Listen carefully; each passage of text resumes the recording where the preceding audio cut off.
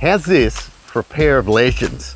Both Toyota LandCruisers, both beige, four-wheel drives, bull bars, lights, winches, but how different are they really? The real differences lie in the age of the vehicles. So 1974 till 1984, this is what you got.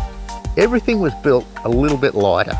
Everything is thin, spindly. Look at the tyres, look at the suspension, which leads to probably the biggest single difference between these two in how they perform on the road and off. This one's got a coil sprung beam axle in the front, and this has got a leaf sprung beam axle.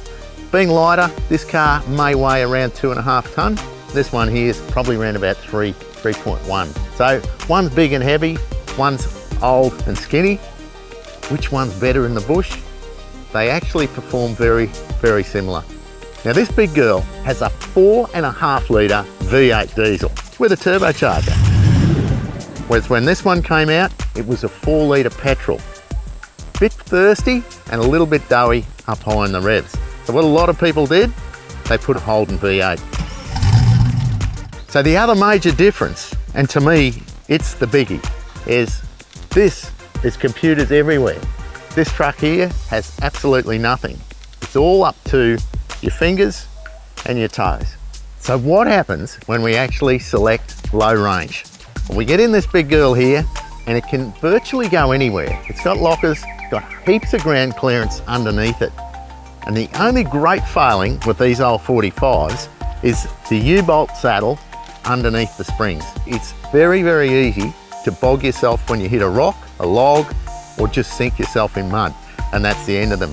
But in terms of climbing ability, they're both probably pretty similar. Low range first in that is extremely low. The 6-cylinder petrol was very torquey, and the 253 in it at the moment is not bad either. Whereas that's the ultimate crawling machine.